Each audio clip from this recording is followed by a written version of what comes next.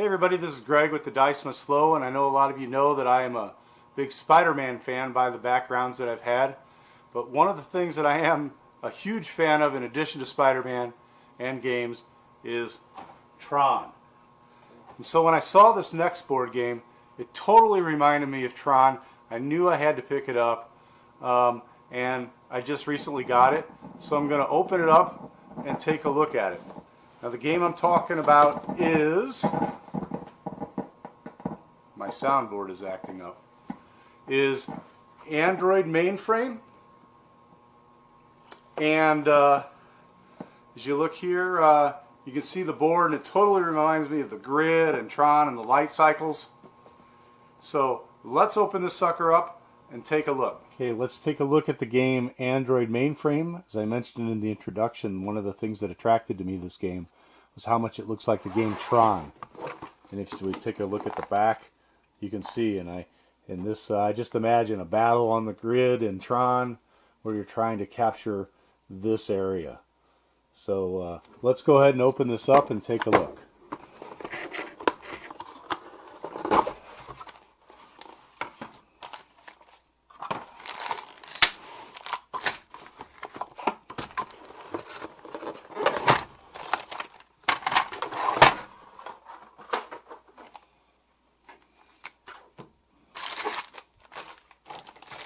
So the first thing that's in the game is, in the box, is these hard pieces of plastic.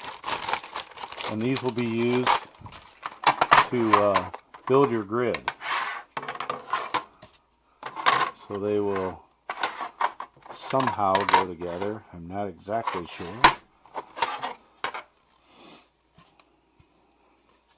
Oh, these will go like that.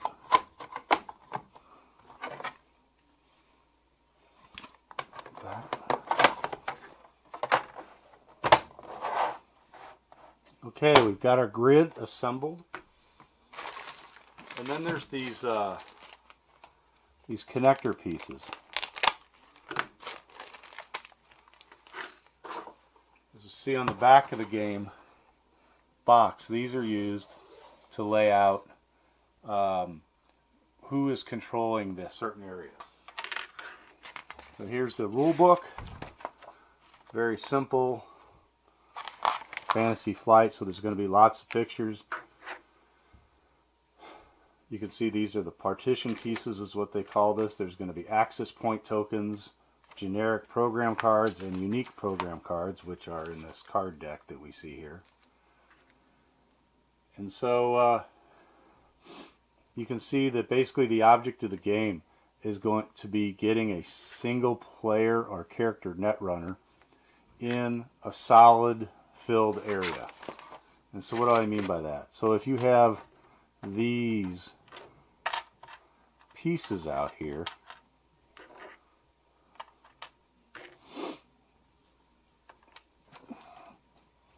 to fill this in, that would make a solid filled area, and you'd have to have a single one of these tokens in there to show that it's controlled by this person. If there were if there was two different people in there, that wouldn't be controlled at all. So there'd have to be a different card that would move somebody out.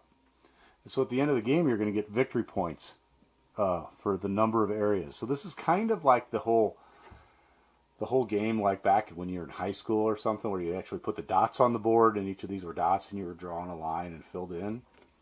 So, you know, if you end up with a big area here,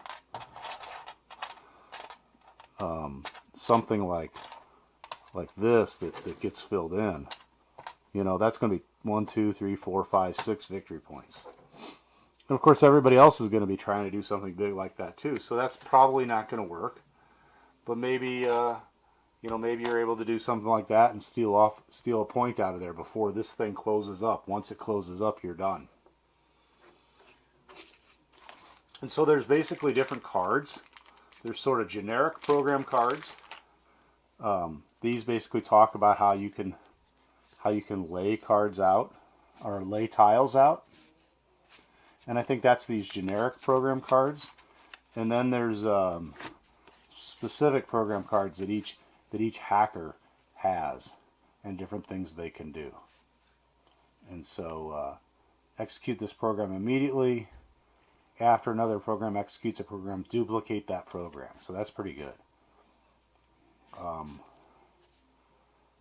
don't exactly. So swap 2 access point tokens. Alright, so then there's other cards like this where shuffle the cards or place 1 partition. And so these are unique to, again, these are unique to each, to different characters or net runners as they're called. And so you're going to have access point tokens, which are these guys, which represent your players. And so that's sort of it. Here's an example of what the game may look like at the end of the game. And they've got end game scoring examples. They talk about a secured zone. That's a zone. It contains an access point token belonging to only one runner, and the partition is placed creates a secured zone. So you're flipped down basically to show that that's a secured zone. Unsecured zones are things that are open, like for example this one, or they have 2 of a single net runner in there. So like this here, even though it's closed, has 2 net runners in there, so it's unsecure. So then, like I said, each person adds up, and you basically get 1 point per zone square you secured to score at the end of the game. And it looks like you can get, if you have more than 1 token in a zone and nobody else controls it, you get twice the points. So for example, this is 1, 2, 3, 4, 5, and red has 2 in there. And so he's going to get 5, and then he's going to get 5 again. And for example, this one's going to get 3, and then 3 again. And so that's basically my little Tron-ish net mainframe game, where you're basically laying down squares and trying to control the grid. Again, I think it looks pretty cool. The components on this is fantastic as far as the board. I'm going to guess, and I haven't played it, as you know, I just opened it. I'm going to guess this is a pretty thinky game, and you could get kind of an analysis paralysis here. You do have the cards, which are going to let you choose how you're going to lay down your tiles, so you're going to be limited by that. And of course, you know, you're going to be drawing and trying to find the one that you always want. So it's not going to be totally like chess, where it's just totally wide open. But I think people are going to be thinking, if I do this, what can they do, and how can I best do that? And so I think that is probably going to take a little bit of time. They say the game is 2 to 4 players for 30 minutes. I'm going to guess it plays a lot different with 4 players than 2, just because of the tightness of the board. Anyway, this looks like it could be pretty fun. I'm going to go ahead and give it a try, and we'll talk to you next time. Thanks.